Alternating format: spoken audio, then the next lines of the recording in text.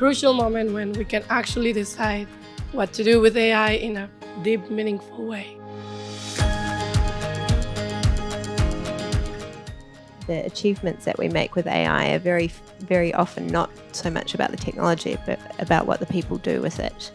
And I think that probably speaks a lot to where this industry is at, that we probably have access to the technology that we need, but it's the people that we need to bring on our journey.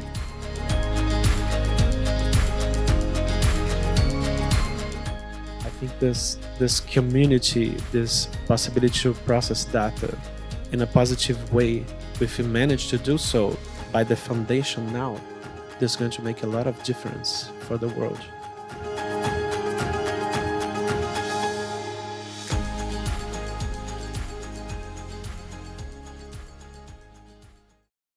It's not really about the technology. The technology uncovers the way that humans think. It amplifies what we do for good or for ill, and it makes us confront over and over again the imperfections in our own culture and our own behavior, because the AI can make that more powerful for good in connecting us, or for bad in terms of dividing us. I would like to introduce our second keynote speaker, Surya Mattu, who's a Brooklyn-based artist, engineer, and investigative journalist. This is perfect timing in the arc of our discussions, because what Surya does is focus on ways in which algorithmic systems perpetuate systemic biases and inequalities in society. All right, so here's a new technology. How does it make us reflect even harder about our power to do good or ill so that we thoughtfully apply it? Surya is a research scientist at the Center for Civic Media at the MIT Media Lab and a resident at IBEAM. When he was a data reporter at Gizmodo's special project desk and a contributing researcher at ProPublica, he worked on a project called Machine Bias, a series that aims to highlight how algorithmic systems can be biased and discriminated against people. That was a Pulitzer Prize finalist for explanatory journalism. So please join me in welcoming Surya as he helps us dive into the implications of the power of this technology.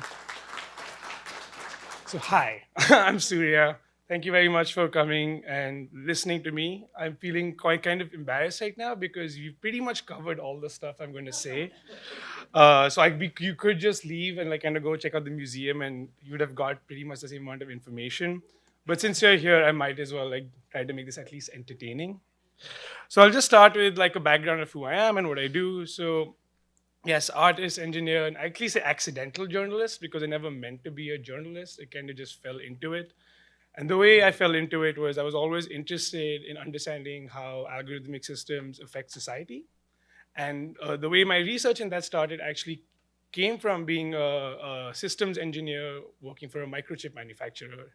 And I used to write software that worked for healthcare services. And I used to so I used to be very interested in how the protocols we write at the chip level actually kind of can influence how hospitals are using technology. And that's kind of where a lot of my work started from. But since then, I've kind of moved forward and been thinking about it in a kind of broader context. And this is actually what I think of as the framing of the research I do. And I call it adversarial research because the way I like to think about it is that the goal of the research that I'm interested in carrying out isn't to understand how technology works, but to specifically focus on who it harms. Because I think one of the challenges when we're thinking about these systems is we think about it from the perspective of the narrative of the person who's made it.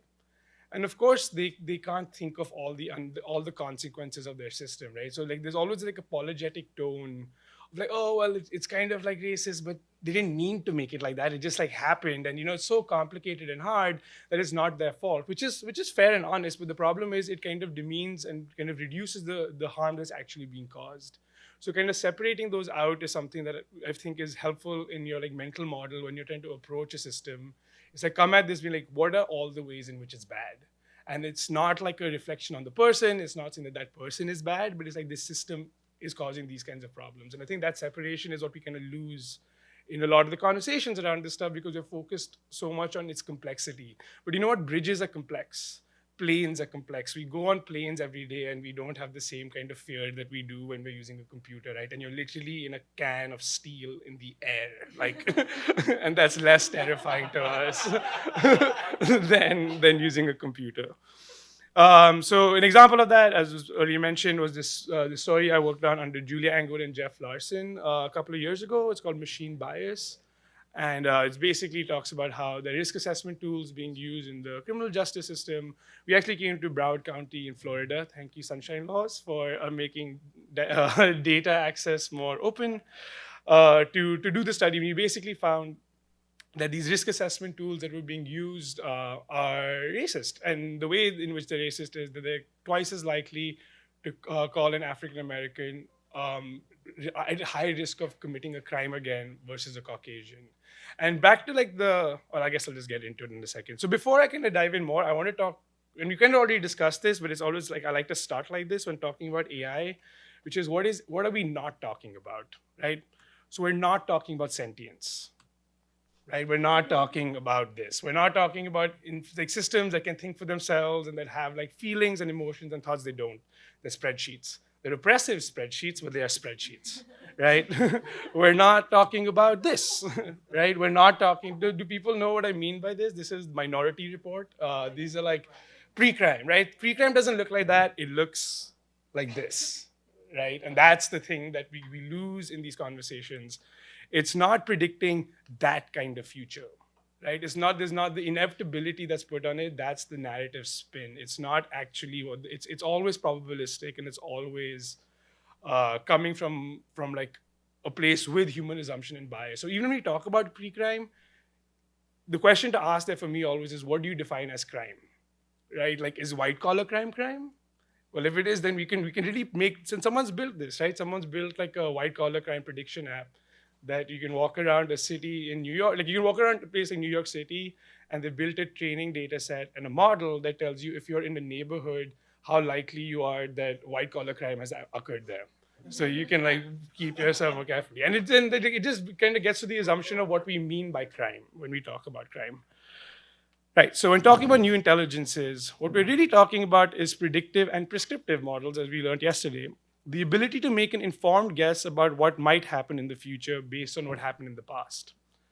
The ability to predict something from data is not new.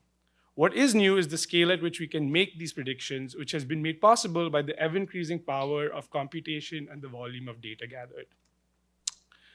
So that brings me to the next question, which is when we are talking about AI, what are we talking about, right? We focus a lot on the algorithms that kind of govern this, but the actual ecosystem of AI is much bigger than that. And when you start thinking of AI not as just the algorithmic systems that run them, but the entire thing, you kind of see where a lot of the biases lie and where a lot of the intelligence is. And a lot of the intelligence actually isn't intelligence, it's just money, power, and labor, right? Which are very old and uninnovative ways to think about things.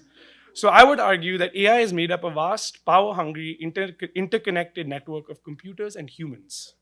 And I think the people who really do a good job of describing this in detail are Kate Crawford and Vladimir Yoler in this really in-depth investigation they did into the Amazon Echo. The URL's Anatomy of AI, and AI Now is a group that hasn't been mentioned yet. I really recommend them and the work they're doing. They're really thinking very meaningfully and deeply about social implications of AI, so I just want to give them a plug. So yeah, so Kate and Vladimir basically went down on a deep dive of understanding the Amazon Echo and basically the entire pipeline that goes into, hey Alexa, play music. Like what are all the pieces that move when that's happening? So they so what have I got here? Yeah. So when they describe the ecosystem of the Amazon Echo, they try to understand like what all the components are and how they move. So the place you really have to start is the manufacturing, right? It's the raw materials. So as much as we like to say that AI at scale is made possible by cloud computing, the reality is that the cloud is actually a bunch of computers humming in a data center. It's easy to forget that the cloud is built on materials that are extracted from the earth, the rarer among them coming from some of the most conflict-prone mining areas. I'm not going to dive into the details of all of that, but it is worth remembering always that when you train models, when you run AI, there is a severe environmental impact to that stuff, right? Like these things don't just happen kind of abstractly in the distance. Energy is being used for these systems. Don't get me started on blockchain. That's like a whole other conversation. So we start with like the raw materials and the elements and the extraction that kind of goes through from them, and then we get into the physical infrastructure, right? So like these are the cables, the communication equipment, the computers that actually run the internet. And again, like many other things, the cloud works on technology that has its origins in military applications. Things such as flight pattern detection, weather prediction, and early warning systems for incoming missiles. These are the foundations of all the technology we use. And it's just worth remembering that when we're using these systems, because some of these assumptions are so deeply embedded in these systems that we confuse them and conflate them with reality. And if you can actually think of, and I'll get into this a little more detail, but if you can think beyond just what already exists to what we want to exist, we can start seeing where the tensions and edges lie. And the next thing, which I think gets often like neglected in the conversations around AI, is the actual labor that goes into them. Right? These systems are not that smart. Humans have gone and labeled data. There are people in the third world who have to sit and like look at dick pics every day and decide whether something is a dick pic or not, because computers aren't good enough at figuring that out yet. Right? But we think about AI, but AI is actually just a bunch of human labor that has been kind of abstracted and compartmentalized into a way that a machine can replicate it. Right? So when we say we have to be worried about like AI, it's not AI, it's the people who are trying to not make you have a job. Those are different things. AI can actually help you do your job better. There's nothing in it that prevents you from doing that. It's just like, who is the system actually working for? That for me is like the key question. Yeah, so like things like content moderation and like even like image classification, these are all things that are possible now because this work has been happening for a long time. And I actually think this work from Andrew Norman Wilson highlights this really well. I'm just going to play 2 minutes of this video just to give you a sense of what he was doing. In September 2007, I was hired jointly by Transvideo Studios and Google, both headquartered in Mountain View, California. Transvideo had a contract with Google and took care of 100% of their video production in Mountain View, and sometimes elsewhere. My labor was sold to Google in the form of a 9-to-5 job. I had access to a personally unprecedented amount of privileges, but was not entitled to the ski trips, Disneyland adventures, stock options, and holiday cash bonuses from their team of temporary Santa Clauses. Thousands of people with red badges, such as me, my team, and most other contractors, worked amongst thousands of people with white badges as full-time Googlers. Interns are given green badges. However, a fourth class exists at Google that involves strictly data entry labor, or more appropriately, the labor of digitizing. These workers are identifiable by their yellow badges, and they go by the team name ScanOps.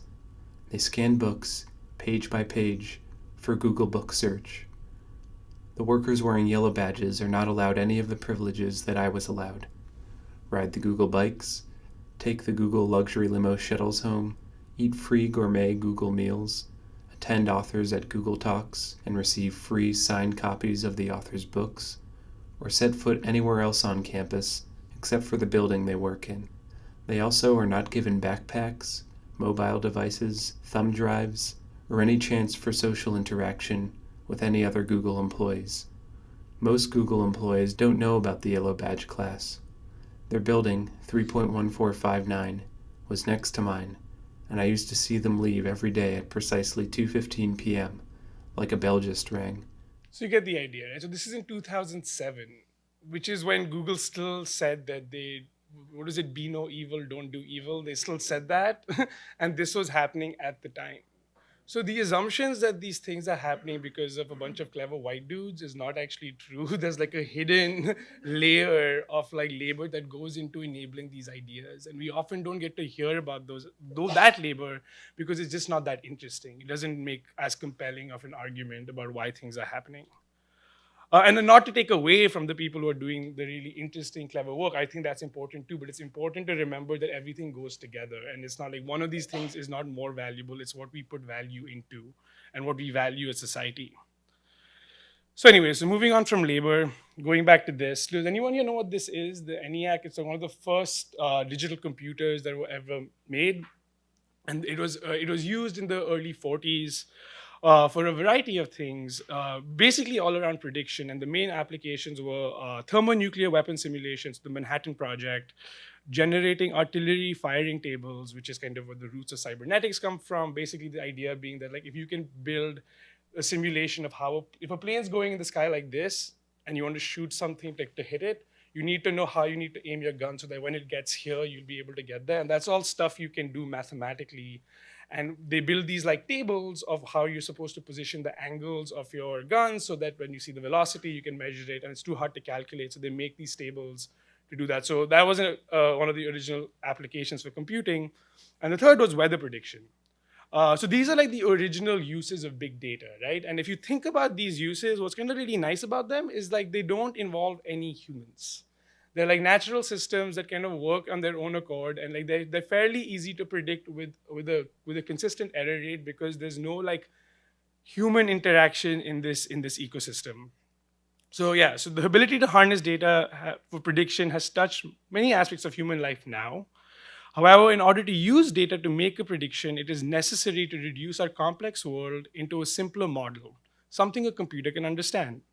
While this framework makes a lot of sense when you're trying to predict the trajectory of a plane, how much uranium you need to make a nuclear bomb, or whether you need an umbrella when you leave the house or not, it has a radically different influence when using it in a more social context that does include humans. So for example, let's compare the predictive analysis in the weather to something like healthcare, right? And in 2015, John Hancock was an insurance company that came out saying, insurance company that also offered corporate wellness programs, that came out saying that they would basically want to disrupt the industry by providing discounts for insurance premiums and corporate benefits to people who were willing to wear a fitness tracker. So the logic was really simple: share your data and get insurance discounts. In response to this, me and my collaborator, Tiga Brain, started thinking about the logic and the assumptions embedded within this model. So we started thinking about who these systems left out. Because if you really think about it, a Fitbit is a simple heart rate sensor and an accelerometer. An accelerometer is a device that is good at measuring acceleration. That's all it can do, right? So it can't measure this, but it can measure this. And the reason it measures that instead of this is because that is a better proxy for motion. So when we say you're living an active lifestyle, it's because your fitness tracker, which measures acceleration, can map that. So we started thinking about this, and we made this art project called Unfitbits, and I'll just play you the video because it explains it well. Qualifying for insurance discounts? Are you unable to afford active adventure holidays? Or maybe you just want to keep your personal data private without having to pay higher premiums for the privilege. Our team of researchers have devised a simple range of techniques that will allow you to free your fitness data from yourself.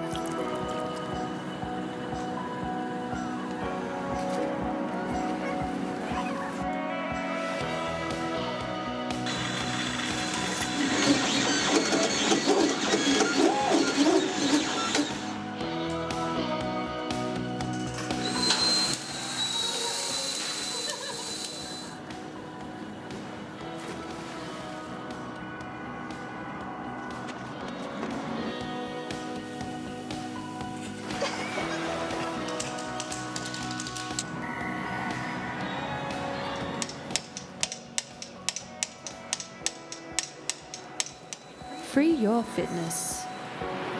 Free yourself. Free your fitness from yourself.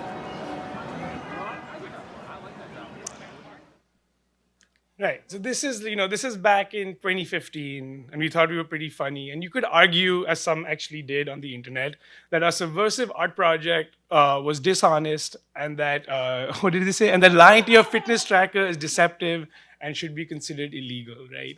And there are all these like kind of potential ramifications around this. But when you consider the fact that most studies about these devices say at best that they don't significantly improve our lives, and say at worst that they are widely inaccurate, it becomes clearer who these systems are actually working for. Flash forward to 2018, and John Hancock has doubled down and said that they are moving towards exclusively selling life insurance that is based on tracking you. What this does so elegantly is conflate what an accelerometer can measure with the person's health. And the people that this will penalize the most are those who aren't able to keep the sensor happy. Think of the taxi driver who works long shifts and who will be penalized for not going to the gym, or the person without legs, or just an elderly person who has been advised by their doctors to not strain themselves. All of a sudden, they will all be penalized by default for not being able to conform to this system. Reducing the complexity of health and wellness to something that can be tracked by a sensor clearly has more benefit to those who can use that data than those who generate it.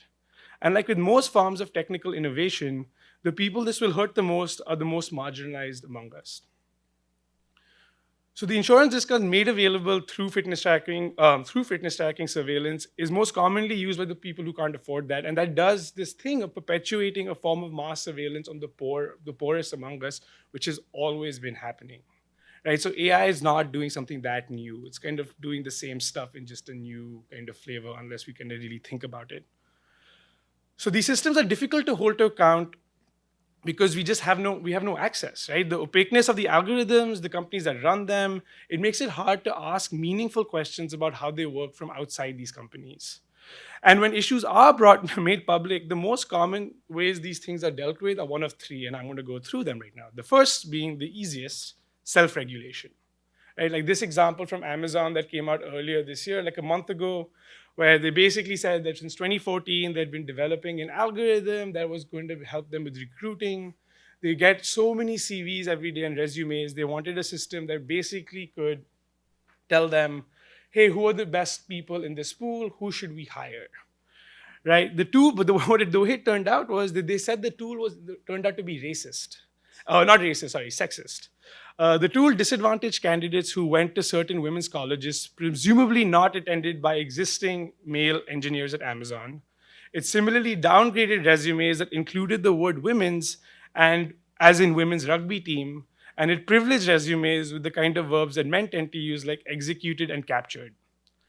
So now this kind of gets to that point in the conversation around, like, was the algorithm racist, or was the algorithm sexist, or is Amazon inherently a place where men are more comfortable working, right? And like, this is for me like one of the most dangerous parts of this conversation, and nuance is we conflate what's actually a value that's kind of within our system to something that the algorithm is just doing, and it's not our fault. We don't think like that. So anyway, so self-regulation is the first one, first of the techniques. The second is the classic denial. Right?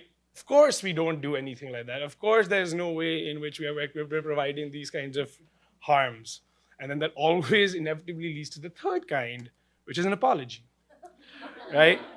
So a common thing you hear from people who work in the technology industry is that the algorithms themselves are not racist.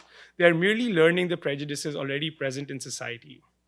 It is true that the harms often come as unintended consequences, which is reasonable given the sheer scale of these systems and how unprecedented they are.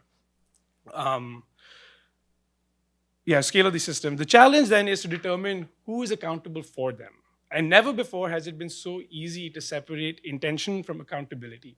That's kind of really one of the cruxes of the challenges we have right now. And the reality is that unless we state explicit values in our technology, they will always imbue the values of the ethics of the culture that they are created in. Right? We can't code our way out of racism, and we certainly can't make the situation better if we are not listening and talking to the people most affected by it. In order to ensure our technology doesn't disenfranchise marginalized communities, we need to listen to the people from these communities and build from their experience. Technology is never neutral. It just reflects the views of those in power, even the ones that aren't explicitly stated. And just to kind of bring this point home, I want to walk you through an example of a project I did when I was at Gizmodo with my colleague Kashmir Hill. So we were super interested in the people you may know algorithm that Facebook has. Does everyone know what the people you may know algorithm is, like the way they suggest friends to you? So at Gizmodo, Cash and I were really interested in understanding how this algorithm works.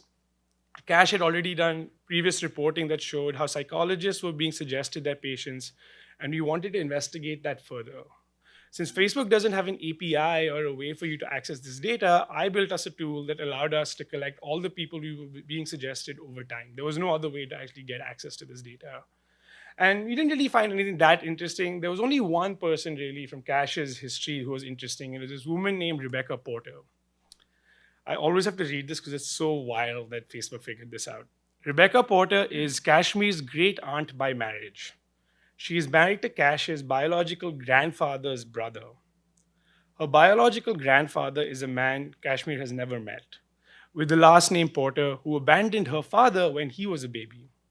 Her father was adopted by a man whose last name is Hill, which is Kashmir's last name, and he didn't know about his biological father until adulthood. Facebook suggested this person to Cash, right?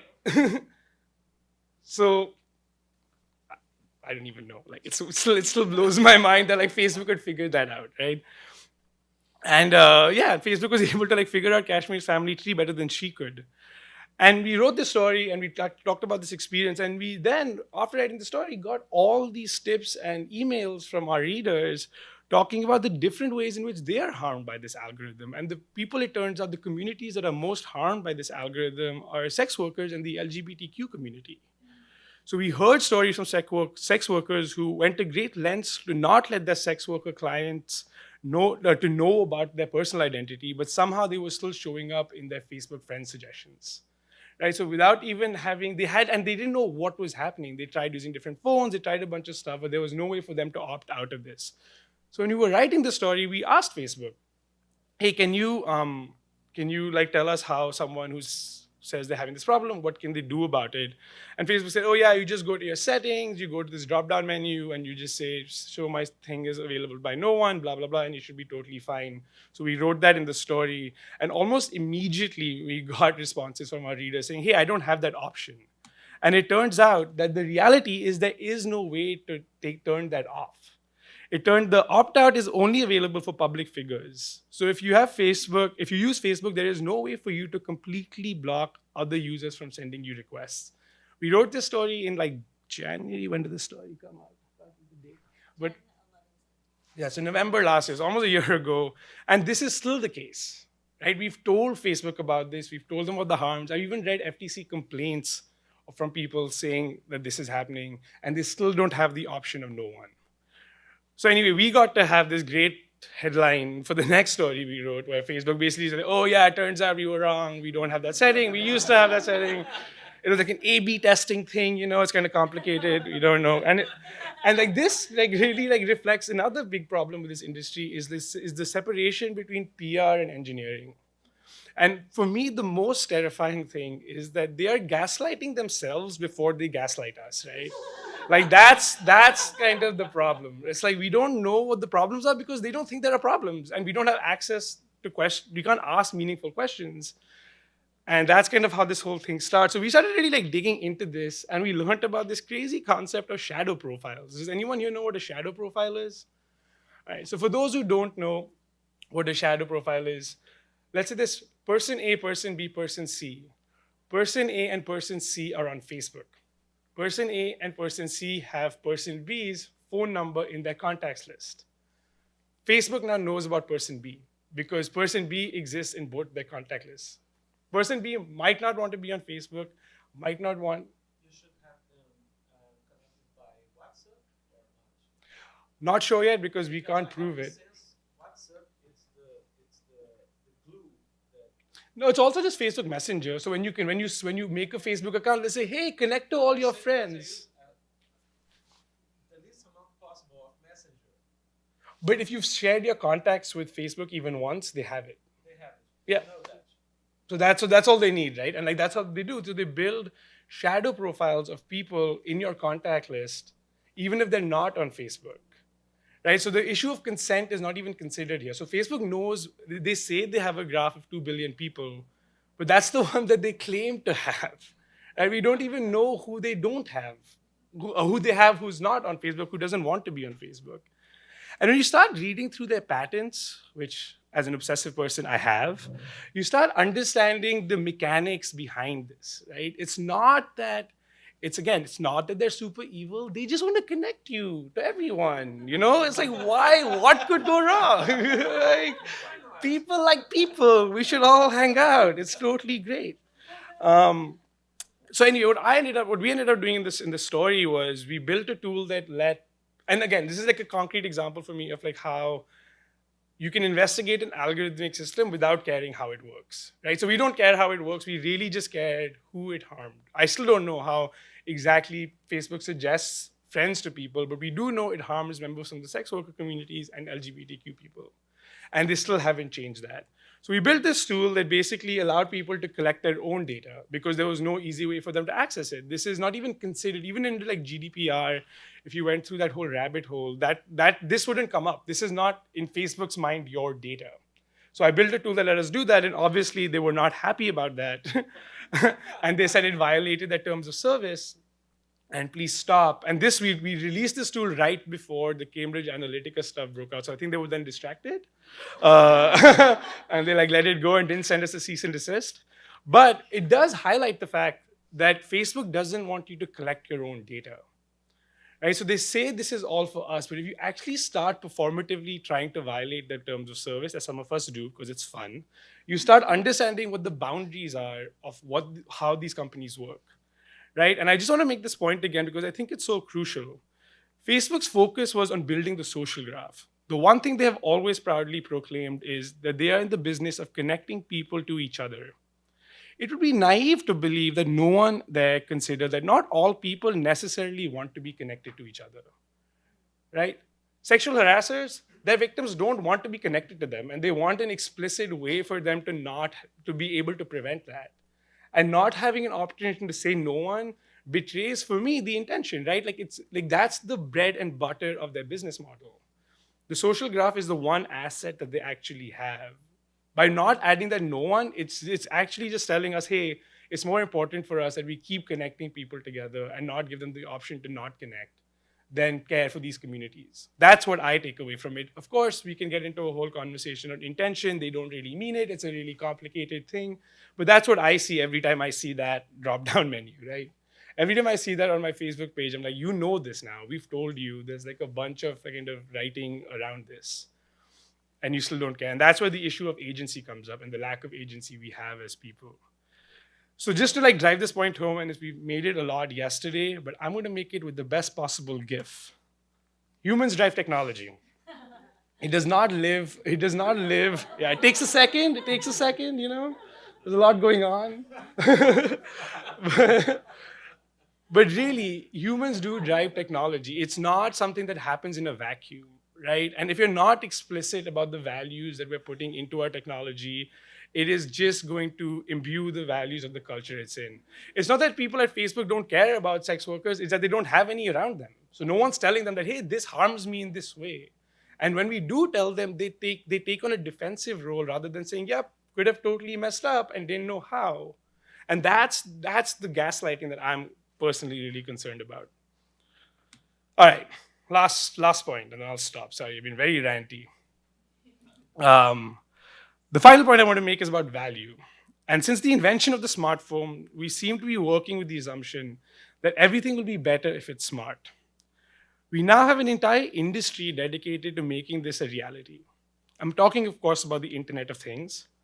Earlier this year, my colleague Kash and I were interested in learning about what the ambient emissions of a digital smart home would reveal about us. So what I ended up doing was Kash bought like 18 different like smart devices in her home, and I built her a special router that basically just monitored all the network activity as it went through. So the question we were really asking ourselves when we started was, let me step back. The FCC recently had said that ISPs, internet service providers, can sell all the data that's coming through their networks. And we were interested in seeing what the ISP could see from my smart home, and more importantly, what they could now sell. So we basically built her a special router, which was the equivalent of seeing what her smart devices were revealing about her. So just kind of like so we were like one step before the ISP, but it's kind of the same thing. So we ran this experiment for 2 months and found that there wasn't a single minute of silence. Her Amazon Echo spoke to its servers every 3 minutes. And that was just like baseline stuff, as this is the kind of the graph of the data. But the things that I could infer from just looking at the data sitting in New York, she's in San Francisco, was I knew when they woke up and when they went to bed because they use a smart coffee machine and it would ping every time that they would use it. I knew when they brushed her teeth, when Cash brushed her teeth because she used a smart toothbrush that pinged every time she was brushing her teeth. Actually, this amazing moment today where we were on Slack and we were in a meeting and I was like, I know you haven't brushed your teeth yet. And I sent her like a DM and she was like, yeah, she's a good one. Yeah. I knew when they were putting that baby to bed because they played a lullaby on their Echo to play it, and that lullaby went to a particular domain it was like lullabyforecho.com or something. Oh, I also knew what they watched on their smart TV because again, the Internet of Things realm now is like the insecure version of smartphones and laptops, right? They don't, like, there's terrible security on these devices. They leak all our information. So I knew, for example, that they were fans of the shows Difficult People and Party Down because their smart TV let me know. I even knew when they watched them, right? Netflix was a little better. It secured most of its content, but it didn't secure its assets. So I knew what shows they were watching or what they were sifting through because these images were just kind of going unsecure over the network. There's actually like a project idea in figuring out what things have new episodes. This is a good AI application, which you can make a lot of money off, which I'll share with all of you. If you built an AI that figured out which images had new episodes, you could figure out what TV shows they watch. And then you could put them in buckets of what type of viewing they're doing. You could do this anywhere you use Netflix. This is all insecure. Project idea. If you make money of this, please give me some of it. Yeah, so I knew that. I knew that they like coffee and conversations with comedians or whatever that show's called. And all of this stuff, right? This is all just the stuff that's kind of coming out of us without us even thinking about it. And the kind of the beauty of the story was, though, that not only did these devices leak all this information about them, they were infuriating for them to use. They had such a tough time like getting their smart coffee machine to work with their Alexa. They had to say the phrase in like a very specific way, and it didn't always work. And if the Wi-Fi got reset, all the lights went off, and all them like there was all this like crazy stuff. And we say these things are making our lives easier, but they're not. They're just changing what parts of them are hard. And I think that's the thing to like kind of think about, right? And for me, the exploitation of user data for corporate gain is something we can no longer question as citizens on the internet. However, we are beginning to see the harmful ramifications of having a world driven by opaque algorithms run by monopolies that are not held account to the public. This has led to a form of digital colonialism where you have to ask, who is the true beneficiary of your smart home, you or the company mining you? And the reason I bring up colonialism is because I think it's actually the best model to describe what we have. And if you go to Wikipedia, like a good researcher that I am, and look at how they define colonialism, they say, colonialism is the policy of a foreign polity seeking to extend or retain its authority over other people or territories, generally with the aim of developing or exploiting them to the benefit of the colonizing country and helping the colonies modernize in terms defined by the colonizers, especially in economic, religion, and health. Right? And if you think of what data-driven systems are doing, they are redefining our societies in ways that we have no control and agency over, and without our consent, because we're being told that they're better, right? We're just being told that this is the better way for us to exist. And when you really kind of get into it, our digital emissions really can represent who we are if they're shown in the right light. And this is a project I did in 2014, and this is kind of how I really got started in this world, was looking at Wi-Fi and understanding how much we leak through our smart devices. So if anyone has ever had the experience of going home and having their phone automatically connect to their Wi-Fi network, the reason that's happening is back in the day, your phone would basically broadcast every network it had ever connected to in order to connect to them better, so you had seamless Wi-Fi. But in the process, you could make these like digital profiles of people. So what I was basically doing was like collecting all the networks people's phones were like broadcasting and making their Wi-Fi portraits. So I would like frame them and I would give it to them and like be like, hey, I figured out who you are through your networks. And when they saw this, there was this amazing thing that happened. Like, of course, this data can be like exploited from like a demographic perspective, right? So like you're at Starbucks Wi-Fi and they see all the networks you've been to. They know what conferences you go to. They know whether you travel business class or not. They know all this stuff based on the Wi-Fi networks you've connected to, right? But more than that, when I show this to the people who make these networks, they're like, oh, I forgot I'd even been there. I forgot I have the story. This one in particular, there's a network name on there called Umpalai Umpato. And when I showed this to the person whose portrait this was, they're like, oh my God, that is a weird sound my niece used to make when she was 3 years old, and my brother and his wife decided to make that the name of their network. I completely forgot about that.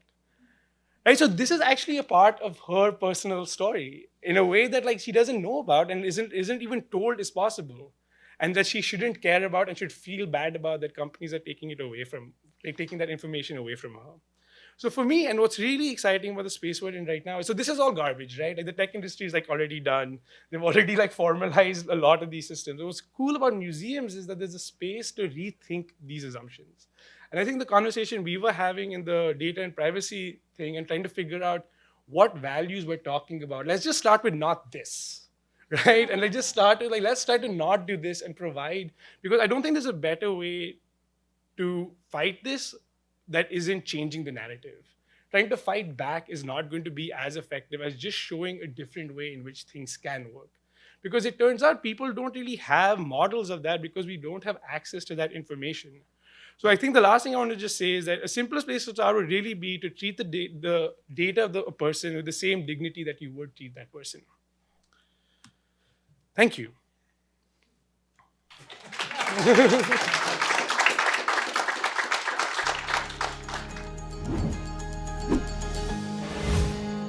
AI is a way that knowledge is additive, that we're using it collectively and beyond the need that you have right now, but to a need that you can't even imagine. One thing that AI has the opportunity to do is to bring more together to do more. And I loved that so many of us were thinking of it that way. And I think that's the one thing that we can protect in this industry is to make sure when we're talking about AI, our geniuses and our innovators and our creators know that that part is sacred to us as an industry, and it's protected from the machine, and to know in our world that is the one last thing that technology can't touch is ideas and creation. I think this community, this possibility to process data in a positive way, if we manage to do so by the foundation now, this is going to make a lot of difference for the world.